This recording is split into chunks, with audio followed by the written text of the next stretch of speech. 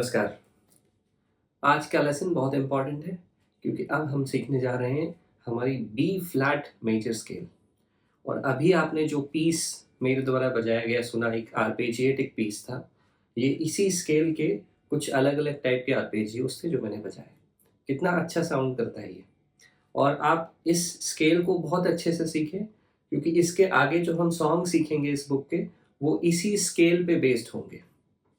और ये जो टेक्निक्स हैं, आर्पेजिएटिक टेक्निक्स, ये आपको बहुत काम आने वाली हैं भविष्य में। तो चलिए शुरुआत करते हैं। सबसे पहले सुनते हैं कि हमारी बी फ्लैट मेजर स्केल कैसी साउंड करती है।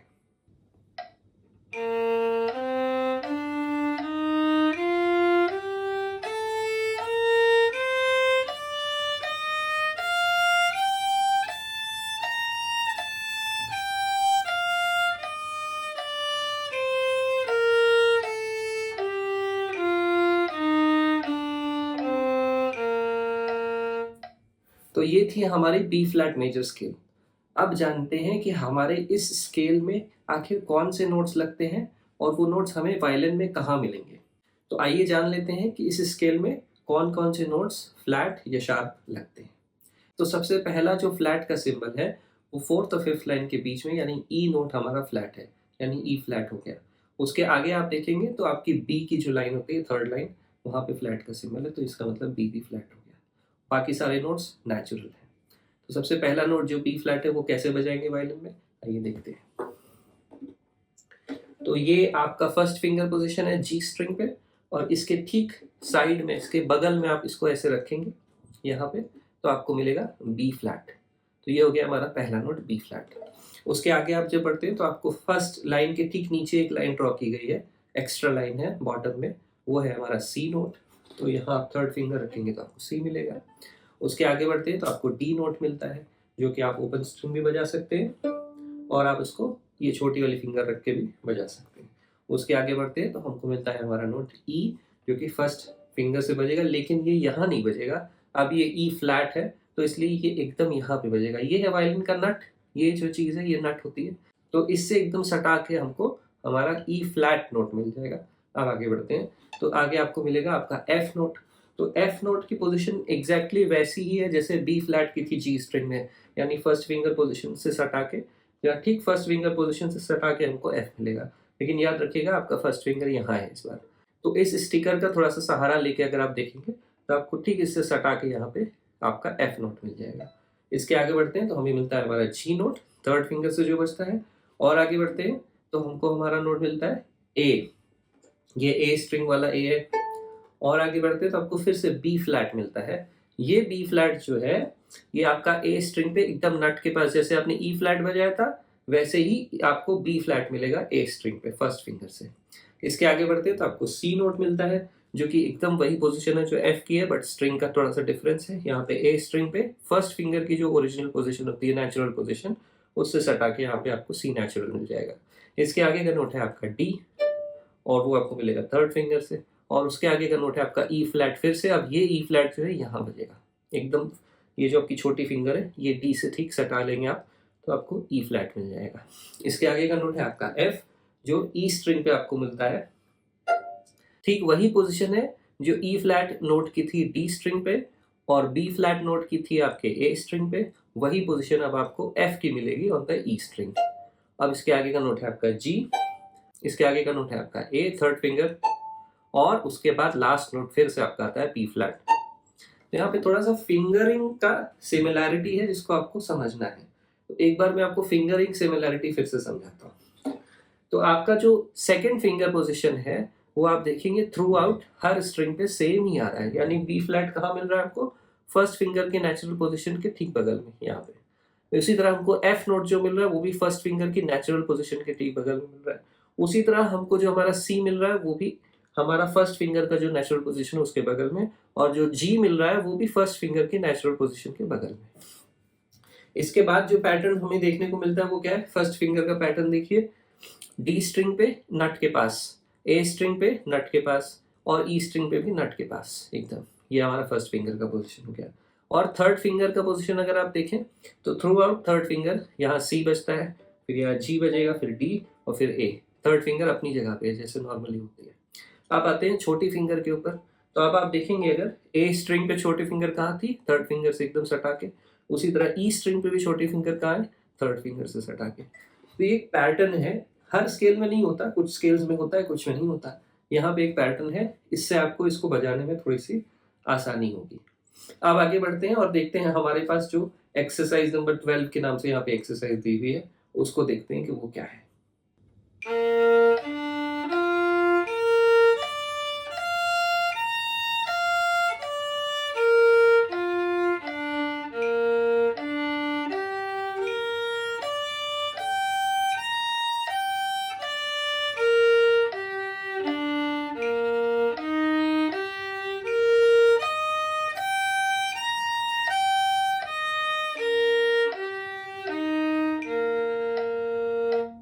तो जो एक्सरसाइज नंबर 12 है वो बेसिकली हमारे आर्पेजियोज है डिफरेंट टाइप्स के, असेंडिंग और डिसेंडिंग ऑर्डर में। तो चलिए रीड करते हैं और देखते हैं यहाँ पे क्या है। पहला नोट है हमारा बी फ्लैट, उसके आगे का नोट है हमारा डी क्योंकि फर्स्ट लाइन के नीचे है, उसके आगे का नोट है हमारा एफ फर्स्ट और सेकंड लाइन के बीच में।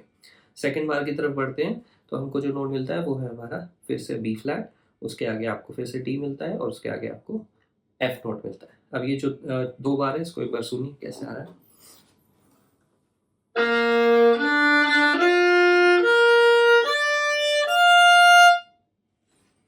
इसके आगे बढ़ते हैं तो अब यही सेम जो हम असेंडिंग करके गए ये डिसेंडिंग करके वापस लौटेगा। तो जो अगला नोट आपको मिलता है थर्ड बार में वो आपका है बी फ्लैट, ये सिक्स्थ लाइन के ऊपर है और ये किस फिंगर से बजता है, छोटी फिंगर से बजता है ई स्ट्रिंग पे। इसके आगे बढ़ने पर आपको जो नोट मिलता है वो है आपका एफ फिफ्थ लाइन पे, उसके आगे का नोट है डी फोर्थ लाइन पे। इसके आगे बढ़ते हैं तो आपको मिलता है बी फ्लैट फिर से लास्ट बार में, उसके आगे का नोट आपका एफ है फर्स्ट और सेकंड लाइन के बीच में, उसके आगे का नोट है डी फर्स्ट लाइन के नीचे। तो ये कैसे आ रहा है।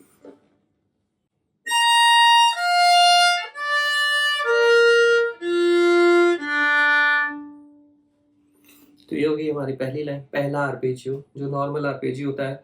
और उसके बाद अब हम आगे बढ़ रहे हैं तो हमको जो है दूसरा आर्पेजियो देखने को मिलेगा। यहाँ पे एक दूसरा टाइप का आर्पेजियो, तो इसके नोट्स क्या हैं चलिए ये जानते हैं। तो पहला नोट आपको फिर से बी फ्लैट मिलता है जी स्ट्रिंग वाला, उसके आगे का नोट है आपका डी फर्स्ट लाइन के नीचे, उसके आगे का नोट है आपका जी, इस बार ना कि एफ, इस बार है जी। फिर वही सेम नोट बट स्ट्रिंग दूसरी है, ए स्ट्रिंग पे आपका बी फ्लैट थर्ड लाइन पे, उसके बाद फोर्थ लाइन पे आपका डी और उसके बाद फिफ्थ लाइन के ऊपर है आपका जी नोट। और आगे बढ़ते हैं तो हमको मिलता है हमारा बी फ्लैट जो कि हमारा ई स्ट्रिंग वाला है और सिक्स्थ लाइन के ऊपर है। इसके आगे का नोट है आपका जी फिफ्थ लाइन के ऊपर, उसके आगे का नोट है आपका डी फोर्थ लाइन पे। लास्ट बार की तरफ बढ़ते हैं तो यहाँ पे जो हमारा नोट आ रहा है वो है हमारा बी फ्लैट, उसके बाद है हमारा जी जो कि सेकंड लाइन पे है, उसके आगे का नोट है आपका डी फर्स्ट लाइन के नीचे। तो ये पूरी लाइन एक बार देख लेते हैं।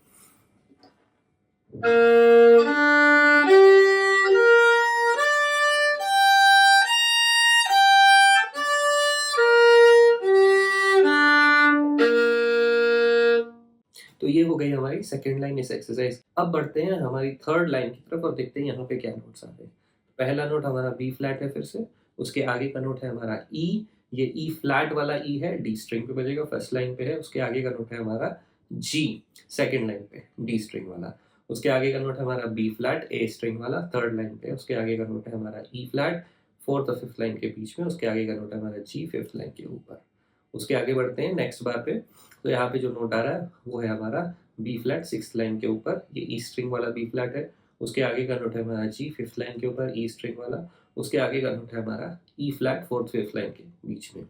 आगे के बार में बढ़ते हैं तो पहला नोट है हमारा बी फ्लैट ए स्ट्रिंग वाला थर्ड लाइन पे, उसके आगे का नोट है हमारा जी सेकंड लाइन पे डी स्ट्रिंग वाला, उसके आगे का नोट है हमारा ई फ्लैट फर्स्ट लाइन पे जो कि डी स्ट्रिंग पे बजेगा नट के पास, और लास्ट नोट हमारा बी फ्लैट। तो ये पूरी लाइन भी देख लेते हैं।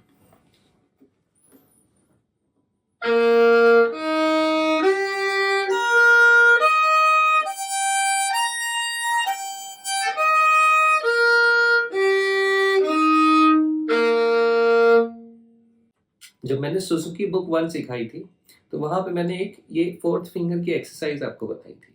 जिसने भी उस एक्सरसाइज को अच्छे से प्रैक्टिस किया होगा उसके लिए ये एक्सरसाइज बहुत इजी हो जाएगी, और अगर नहीं किया होगा तो उनके लिए कठिनाई होगी क्योंकि उन्होंने कभी भी इस छोटी फिंगर का यूज़ नहीं किया, और यहाँ पे यूज़ करना ही पड़ेगा, कोई ऑप्शन ही नहीं है। साथ ही साथ बहुत सारे लोग अक्सर मुझसे ये पूछते हैं कि सर ये ए स्ट्रिंग पे कोमल रे कैसे बजता है। तो ये जो कोमल रे है आपका ई फ्लैट ही है, तो इसको इस तरह से छोटी फिंगर से मैंने जैसे बताया ई फ्लैट कैसे बजेगा, ये आपको यही तरीका है ई फ्लैट बजाने का।